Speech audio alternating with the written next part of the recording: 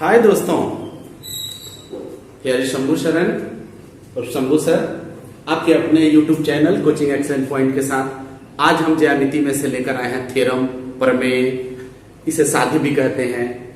और आज हम लोग प्रमाणित करेंगे, सिद्ध करेंगे, साबित करेंगे थेल्स प्रमेय और उसका विलोम। बहुत ही इंपॉर्टेंट ये थ्योरम है बोर्ड की परीक्षा की दृष्टि से और स्कूल के टर्मिनल एग्जामिनेशन में भी ये पूछे जाते हैं। सबसे पहले इनको सिद्ध करने से पहले हम जाने कि प्रमेय होता क्या है। What is theorem? प्रमेय एक ऐसा कथन जिसे प्रमाण द्वारा साबित किया जा सके प्रमेय कहलाता है। एकदम सिंपल इसका परिभाषा है, डेफिनेशन है। प्रमेय किसे कहते हैं? What is theorem? ऐसा कथन जिसे प्रमाण द्वारा साबित किया जा सके प्रमेय कहलाता है, थ्योरम कहलाता है। इसे साध्य भी कहते हैं। साध्य, प्रमेय, थ्योरम ये तीनों एक ही शब्द हैं। तो इसे सामान्य तर्क के माध्यम से भी प्रमाणित किया जाता है। तो उम्मीद करते हैं ये समझ में आ गया होगा प्रमेय होता क्या है। बहुत बार विद्यार्थी क्वेश्चन करते हैं कि प्रमेय क्या होता है। तो ऐसा कथन, इसका डेफिनेशन है, ऐसा कथन जिसे प्रमाण देकर साबित किया जा सके प्रमेय या थ्योरम या साध्य कहलाता है। इसे सामान्य तर्क के माध्यम से भी साबित किया जा सकता है। आज हम लोग पढ़ेंगे थेल्स प्रमेय और उसका विलोम कैसे साबित किया जाता है। थेल्स प्रमेय क्या कहता है? किसी त्रिभुज के एक भुजा के समांतर खींची गई रेखा अन्य दो भुजाओं को जिन बिंदुओं पर काटती है वे बिंदुएं उन भुजाओं को समान अनुपात में विभाजित करती है। यही थेल्स प्रमेय कहता है। अब थेल्स प्रमेय के बारे में थोड़ी चर्चा हम लोग इसके पहले वाले एपिसोड में कर चुके हैं, जिसमें समरूप त्रिभुज, सिमिलर ट्रायंगल नाम से एपिसोड है, आप उसे देख सकते हैं। आइए इसे साबित करने के लिए सबसे पहले एक त्रिभुज बनाते हैं। इसका नाम देते हैं, इसका नाम है ए बी सी। एक त्रिभुज हमने बनाया ए बी सी और किसी एक भुजा के समांतर खींची गई रेखा। एक भुजा, मान लीजिए कि इसी भुजा के समांतर हमें रेखा यहां पर खींच दिए और इसका नाम हम रख दिए डी रख दिए। तो यहां पर दोस्तों लिखना होगा त्रिभुज एबीसी में डीई समांतर, ये दो खरा चिन्ह समांतर का है, पैरेलल इंग्लिश में बोलते हैं, समांतर बीसी खींचा। अब साबित करना है। क्या साबित करना है दोस्तों? साबित करना है कि ये जो भुजा है, जैसा कि प्रमेय कह रहा है, किसी एक भुजा के समांतर, तो बीसी के समांतर, जैसे बीसी इधर से है वैसे डी है, एक भुजा के समांतर डी रेखा खींची गई, तो ये ए बी और एसी को इन दो बिंदुओं पर ये काट रही है, प्रतिच्छेद कर रही है, ऐसे काट रही है। तो एडी बटा डीबी बराबर होगा ए बटा ईसी। ये आपको साबित करना है। क्या साबित करना है? एडी, इसको दूसरे कलर से लिख देते हैं ताकि आप बढ़िया से समझ सकें। इसको साबित करना है एडी बटे डीबी इक्वल होगा किसके? एई बटा ईसी के। दोस्तों बहुत ही सरल है। ऐसे बहुत सारे विद्यार्थी क्वेश्चन करते हैं कि सर थोड़ा कठिन लगता है, कैसे कैसे हो जाता है। अब ध्यान से देखिए कैसे हो रहा है। अब इसमें थोड़ा सा हम जोड़ेंगे रचना का मतलब हुआ इसमें थोड़ा सा अन्य रचना भी करेंगे, कुछ ड्रॉ करेंगे। कैसे ड्रॉ करेंगे? अब हम इस पर लंब डालेंगे। डीएम लंब डाल दीजिए एई पर, यहां पर लिख दीजिए डीएम। अब ये लंब हो गया और ईएन लंब डाल दीजिए एडी पर, ये भी समकोण यहां पर बन गया, ये ईएन हो गया। फिर डी से सी को मिला दीजिए और ई से बी को मिला दीजिए। इतना रचना करना पड़ेगा। फिर रचना में भी आपको लिखना पड़ेगा। क्या लिखना पड़ेगा? आपने लंब डाला डीएम, पहले एडी पर ही लंब डाल दीजिए एडी पर आपने लंब क्या डाला, एडी पर ईएन डाला, तो यहां लिखेंगे ईएन लंब, ये उल्टा टी जो होता है लंब का चिन्ह होता है, ईएन लंब डाला एडी तथा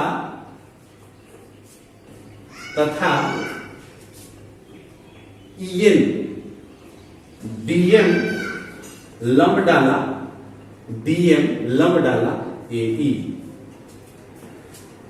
अब क्या करेंगे, पुनः डी सी को,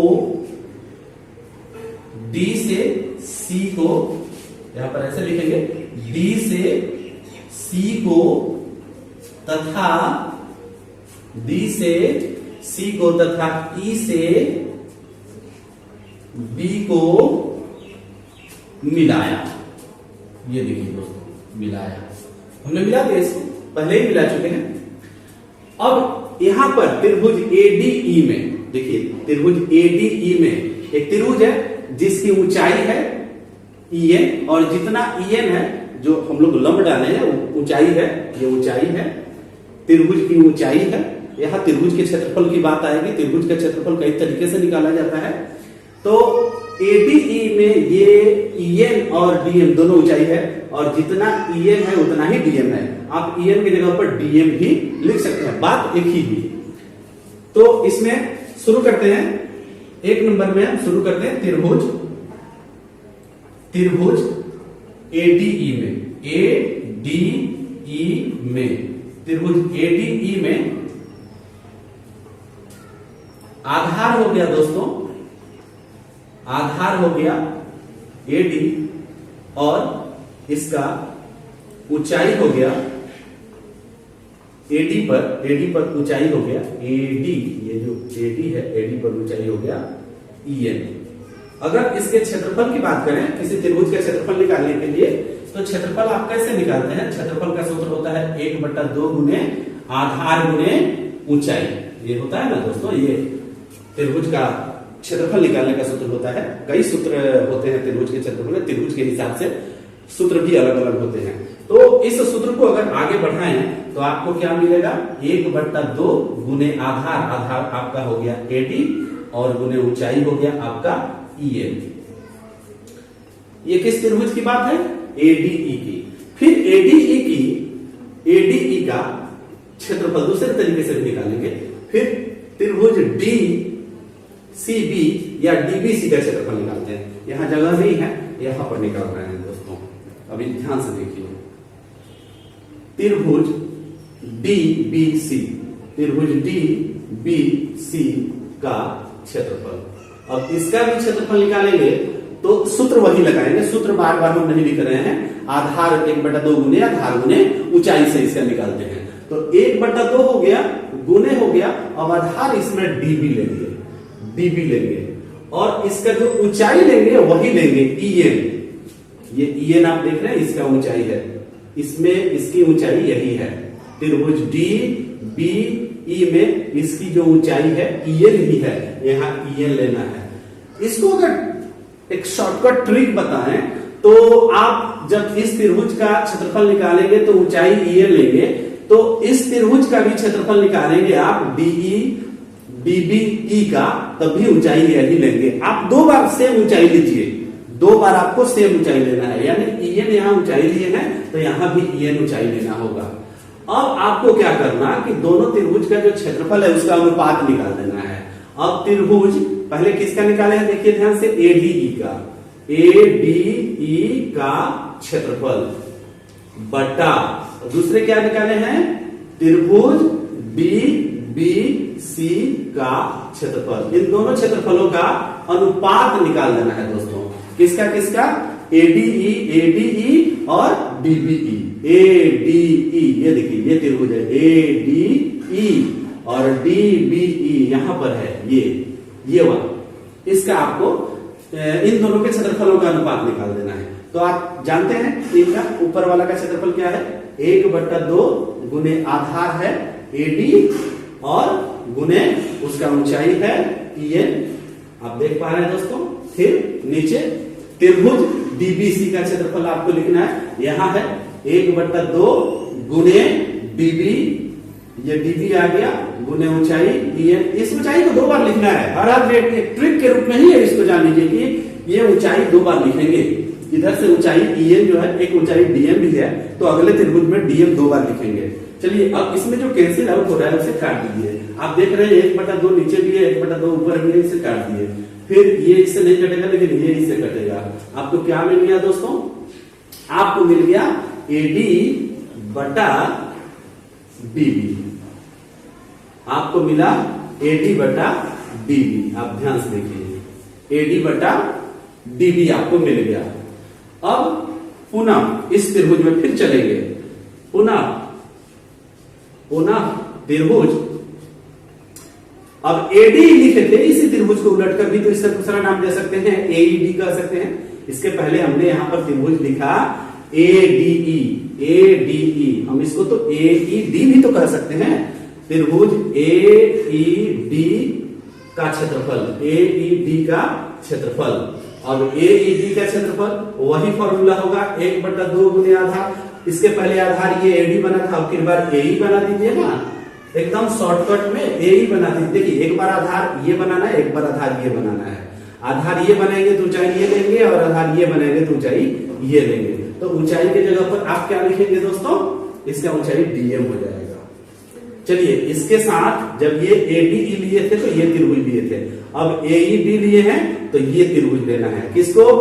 EDC, त्रिभुज EDC का क्षेत्रफल, ये वाला, ये EDC का क्षेत्रफल। EDC का क्षेत्रफल फिर वही फॉर्मूला लगाएंगे 1/2 गुने आधार।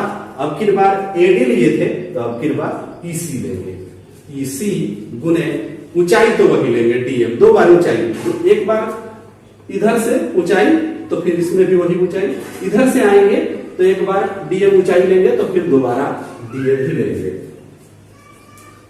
अब इनका अनुपात क्या?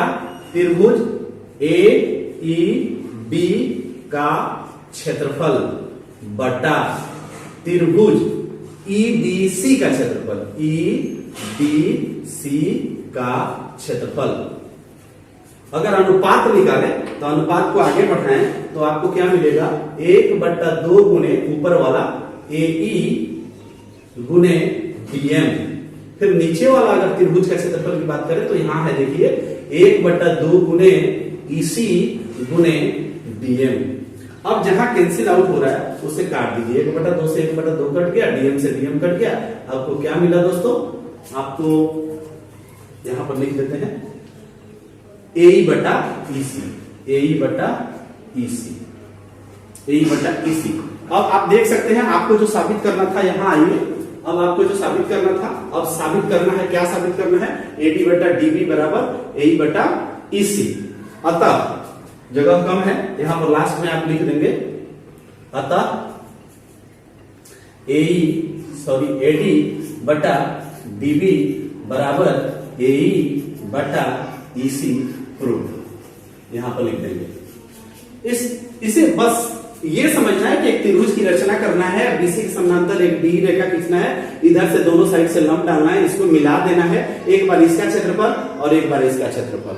आधार एक बार ये लेना है, आधार एक बार ये लेना है। ऊंचाई दोनों में EN ही लेना है, इसमें भी EN लेना है, इसमें भी EN लेना है। फिर इधर से आएंगे, इधर से आए तो इस भुजा पर भी आना है। इस भुजा पर आप इस भुजा को 2 बार, एक बार आधार इतना दूर को बनाए हैं, दूसरे बार आधार इतना दूर बनाए हैं। और इधर से आएंगे तो एक बार आधार इसको बनाएंगे, फिर दूसरे बार आधार इसको बनाएंगे। तो एक बार इसका क्षेत्रफल, एक बार इसका क्षेत्रफल, फिर एक बार इसका क्षेत्रफल, एक बार इसका क्षेत्रफल। आप देख पा रहे हैं 4 बार क्षेत्रफल लिखना है। इधर से जो आएंगे इन क्षेत्रफलों का अनुपात, फिर इधर से जो आएंगे इन क्षेत्रफलों का अनुपात। ऊंचाई इधर से लेंगे हमेशा EN ही लेंगे, और इधर से लेंगे तो DM ही लेंगे। दोनों का अनुपात निकालेंगे, इक्वल आएगा। उम्मीद करते हैं कि ये थेल्स प्रमेय आपको समझ में आया होगा। ये प्रैक्टिस का भी चीज होता है, इसे आप प्रैक्टिस करेंगे, 1-2 बार बनाएंगे तो निश्चित रूप से आपको ये सेट कर जाएगा कि किधर से क्या करना होता है, कहाँ लंब डालना है, कहाँ रचना लिखना है, कहाँ उपपत्ति लिखना है। देखिए यहां से ये रचना हो गया और यहां से उपपत्ति होता है। उपपत्ति का मतलब अब इसके बाद जो क्रिया आप कर रहे हैं वो उपपत्ति होता है। ये रचना है, ये रचना है, आपको ये साबित करने वाला है। तो ऐसी चीजों को लिखना यहाँ जरूरी होता है। यहाँ उत्पत्ति नहीं भी लिखेंगे तो एग्जामिनर लोग समझ जाते हैं कि आप यहाँ से सिद्ध करने की प्रोसेस आप लगा दिए हैं। तो ये था थेल्स प्रमेय। थेल्स प्रमेय को कैसे साबित करते हैं आपने इसको समझ लिया। अब हम इसके विलोम को समझेंगे।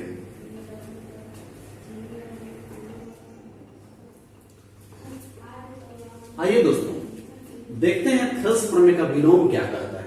अभी आपने थेल्स प्रमेय देखा, अब इसका विलोम क्या कहता है, इसका उल्टा, थेल्स प्रमेय का उल्टा क्या कहता है। यदि कोई रेखा किसी त्रिभुज की दो भुजाओं को, त्रिभुज की तीन भुजाएं होती हैं, यदि कोई रेखा त्रिभुज की दो भुजाओं को समान अनुपात में विभाजित करती है तो तीसरी भुजा की, दो भुजाओं को समान अनुपात में बांटती है तो दो भुजाओं को तो समान अनुपात में बांट दी, तो अब एक बच गई तीसरी भुजा। तो वही कह रहा है कि किसी त्रिभुज की दो भुजाओं को समान अनुपात में विभाजित करती है, मतलब बांटती है, तो वह रेखा, कौन रेखा, वह रेखा जो समान अनुपात में बांट रही है, वह रेखा तीसरी भुजा के समांतर होती है। अब दोस्तों इसे कैसे साबित करेंगे, चलिए इसे साबित करने के लिए भी एक त्रिभुज की रचना करते हैं। यहां पर एक त्रिभुज बना देते हैं यहां पर। फिर वैसे ही आधा काम जैसे थेल्स प्रमेय को साबित करने के लिए हम लोगों ने किया, आधा से अधिक काम, लगभग 70% काम आपको इसे साबित करने के लिए करना पड़ेगा। वही सेम चीज। अब देखिए इसका भी नाम हमने दे दिया ए, बी और सी। अब एक रेखा ले लिया अपने मन से, ऐसे ले लिया, इसका नाम भी हमने बीई रख दिया। ये हम नहीं जानते हैं कि इसके समांतर है कि नहीं, एक रेखा हमने खींच दिया, ऐसा रेखा खींचा कि इन दो भुजाओं को, ए बी को और ए सी को, वो समान अनुपात में बांट रही है, ऐसा समझकर हमने एक रेखा खींच दिया। बीसी के समांतर है कि नहीं तो साबित करना है कि नहीं वो अलग बात है। पहले हमने एक रेखा खींच दिया इन दो भुजाओं को समान अनुपात में बांटते हुए। अब जब खींच दिए तो अब क्या करेंगे, यहां से फिर लंब डालेंगे दोस्तों, यहां से फिर लंब डालेंगे, वही क्रिया, यहां से इस पर ऐसे लंब डालेंगे, यहां लंब डल गया, फिर यहां से लंब डालेंगे, यहां लंब डल गया। अब इसका नाम ईएन हो गया और इसका नाम बीएम हो गया दोस्तों। फिर क्या करना आपको मिलाना है। किसे मिलाना है, इससे मिलाना है। देखिए इससे इसको मिलाना और इससे इसको मिलाना। तो यहां पर लिखेंगे त्रिभुज एबीसी में डीई एक रेखा है, डीई एक रेखा है जो दो भुजाओं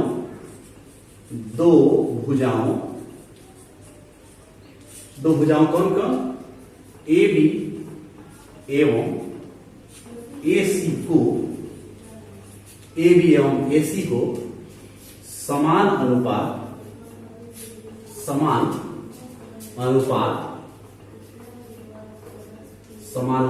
में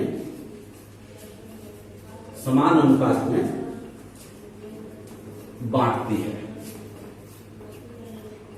अर्थात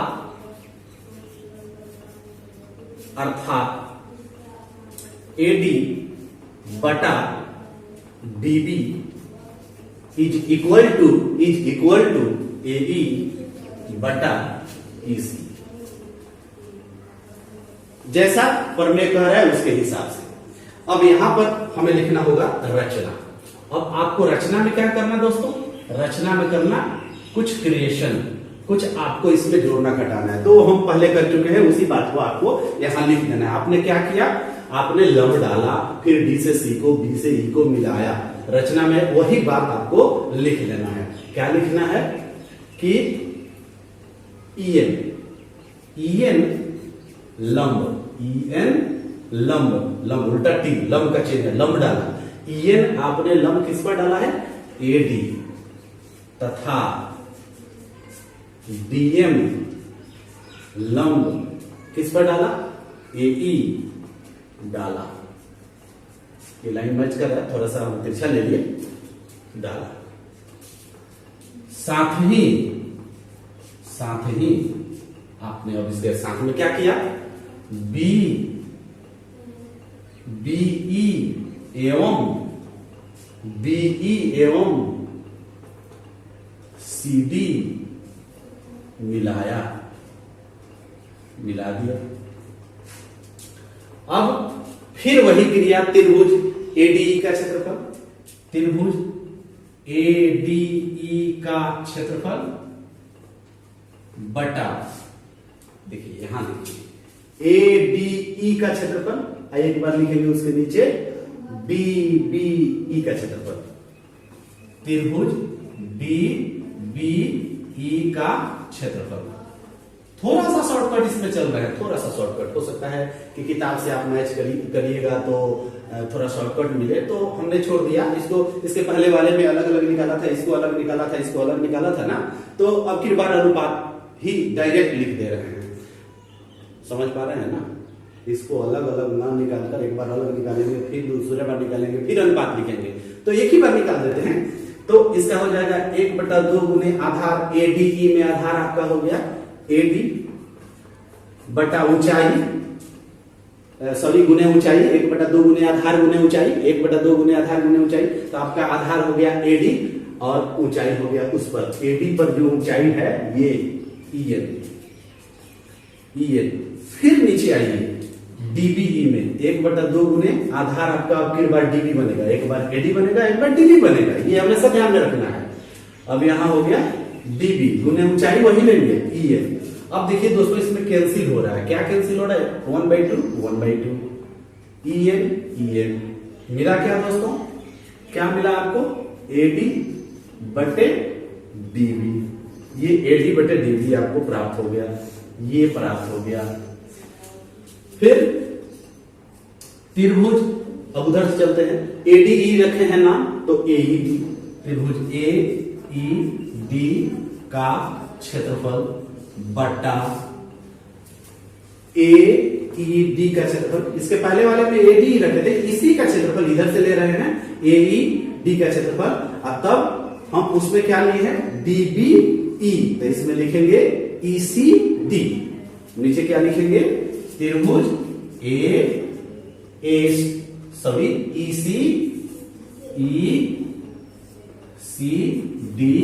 का क्षेत्रफल, ईसीडी का क्षेत्रफल।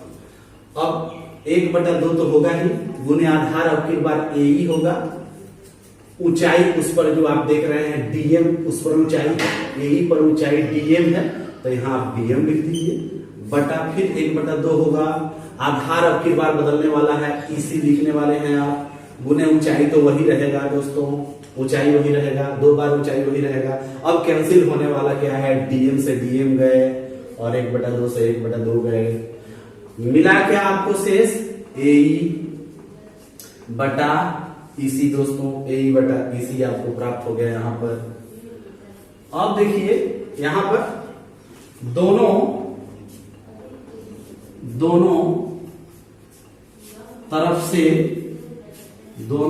से त्रिभुज के क्षेत्रफल का